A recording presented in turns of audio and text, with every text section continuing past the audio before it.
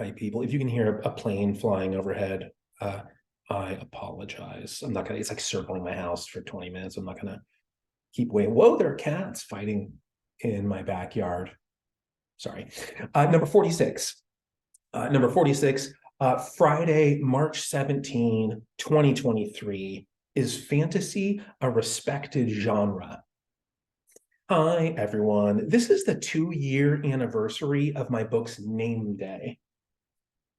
Not when it was conceived or upon its first heartbeat or when a literary ultrasound revealed it to have the figure of a novel, its tiny toes and fingers intact. No, this is the anniversary of the day I named it, and that name will never change.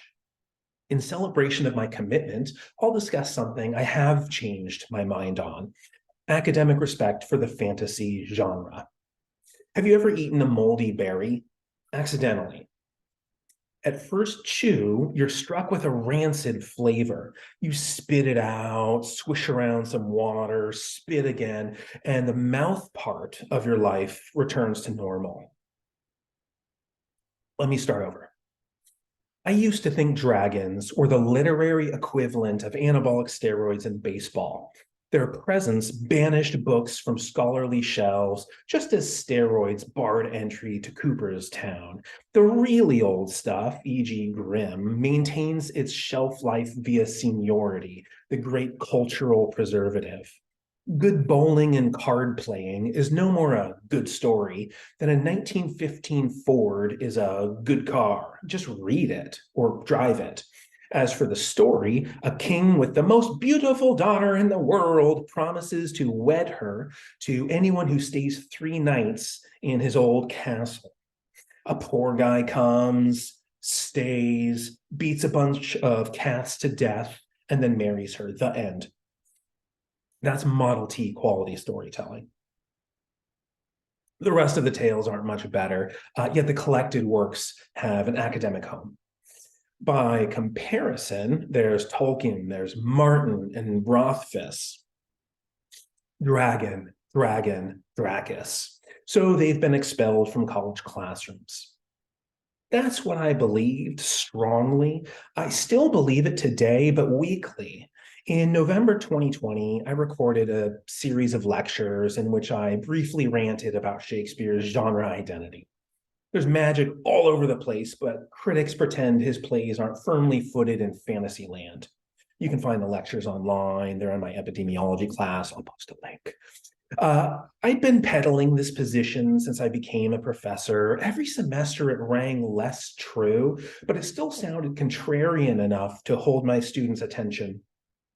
In December that year, Daniel Green, fantasy ambassador for the English-speaking world, acknowledged my Shakes premise on Twitter. Then several months later, he gave his own rant about it on YouTube. I heard it and felt the pungent taste of plagiarism. You got that from me.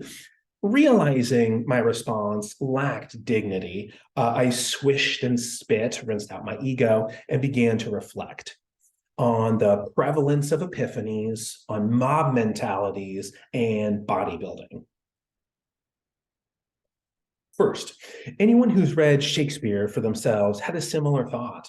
If an idea can exist within the public domain, that's it.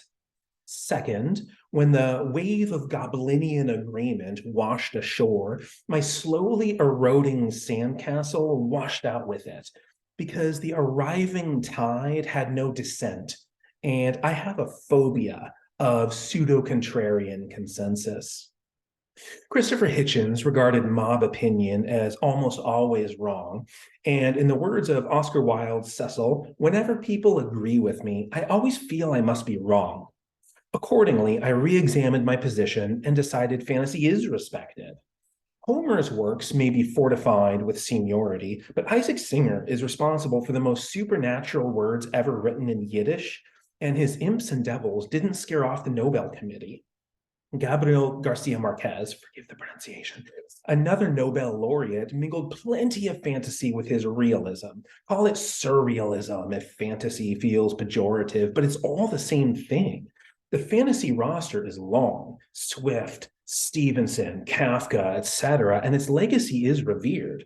So what explains the defensiveness? In 2000, October 2000, I went to the Mr. Olympia bodybuilding show. There was an opening act, The Village People. I loved it. But others in the audience felt they weren't being taken seriously. They screamed those feelings. The boos were deafening, violent, the type of hostility that erupts from the depths of insecurity, which brings us back to fantasy. If it's a serious, respected genre, then do we, the crowd, simply lack confidence? Okay, that's what I said in March, whatever it was, 17th, earlier this month when I'm recording this. This is like a couple of weeks ago. And a couple of days after, I'm going to share my screen again, a couple of days after I posted that, and I hope the sender of this email is okay. I'm not going to say who it is or whatever, but this is just a screenshot of an email somebody sent me just a couple days later. It's sort of, I'm completely open to criticism, and I invite scorn, I invite belittling, but it's nice to have it if it's directed specifically at me through my email, and that's much better than crowd bashing. But yeah, I think I take it back. What I said like 2 weeks ago about fantasy is respected. I think culturally it's not. I think there's an academic division in which so I yield to Daniel Green's authority or position here about fantasy as a disrespected genre.